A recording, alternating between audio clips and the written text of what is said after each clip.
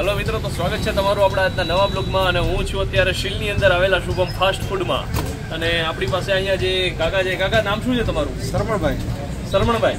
બરાબર, આપણે જે આ ફાસ્ટ ફૂડની લારી તમે ઓપન કરી સ્ટોરી જણાવી દો, કઈ રીતે તમને આ ખ્યાલ આવ્યો અને શું છે આખો ઇતિહાસ આનો? ઇતિહાસમાં તો એવું છે કે મારે પહેલાં પાનની લારી હતી. હા. અને એક મિત્ર મારે આવીને મને કે આપણે ફાસ્ટ ફૂડનું ચાલુ કરવું. બરાબર.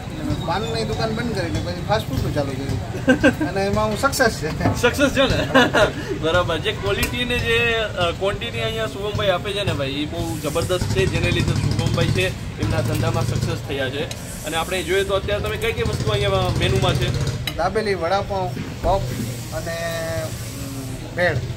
દાબેલી, વડાપાઉં, પફ અને ભેળ, આ એટલી વસ્તુ ભાઈ અહીંયા શુભમભાઈ અહીંયા પ્રોવાઈડ કરે છે લોકોને મેનુમાં.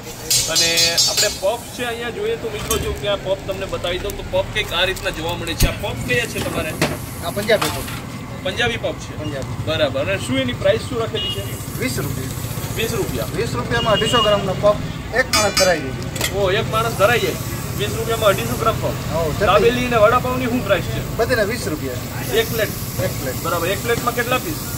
એક પ્લેટમાં એક જ પીસ. બરાબર. પણ આમ જમ્બો મળે કા, એટલે માણસ ધરાઈ જવાના છે.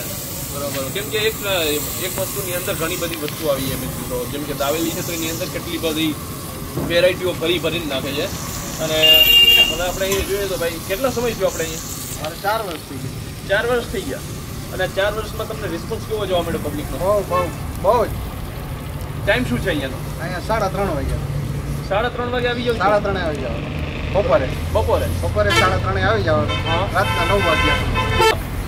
આ રીતના લોકોને ખવડાવે છે અને પોતાના બિઝનેસની સાથે સાથે પોતાનો પણ ગ્રોથ કરે છે.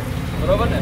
અને હવે મને એ જણાવી દો કે આપણે આ જે શોપ છે એનું એડ્રેસ શું છે? Shubham fast food. હા, બસ સ્ટેન્ડની બાજુમાં. શીલ. શુભમ ફાસ્ટ ફૂડ બસ સ્ટેન્ડની બાજુમાં અહીંયા શીલ. હું તમને લોકેશન જણાવી દઉં ને, પોરબંદર હાઈવે રોડ. તો જો મિત્રો, આ છે અહીંયા આપણે પોરબંદર હાઈવે રોડ છે, તમે જોઈ શકો છો. પોરબંદર હાઈવે રોડ અને અહીંયા બસ સ્ટેશનની એકદમ બાજુમાં અહીંયા આપણે આ શીલમાં આપણે આ શુભમ ફાસ્ટ ફૂડ જોવા મળે છે. તો આ જે ચટણી છે એ કઈ છે? ચટણી છે લસણની, મરચાની, હા, અને ધાણાની. બરાબર. એ છે ખજૂર. બરાબર.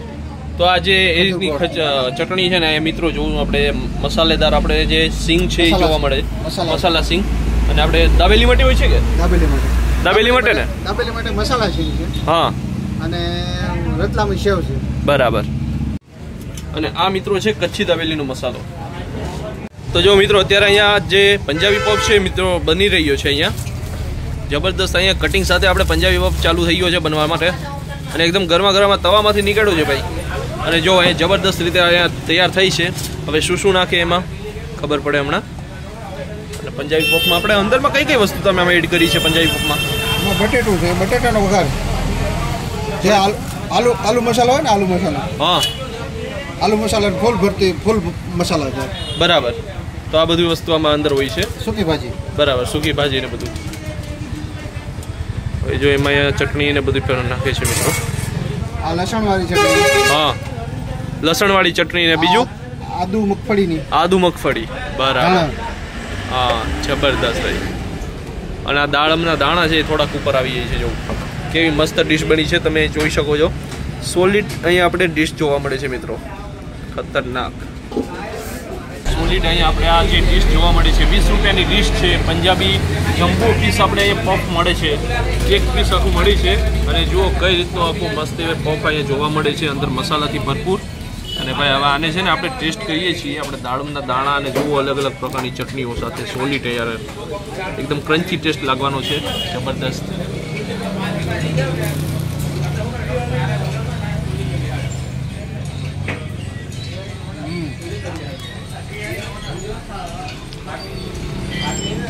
સોલિડ ભાઈ, કઈ ઘટે નહીં.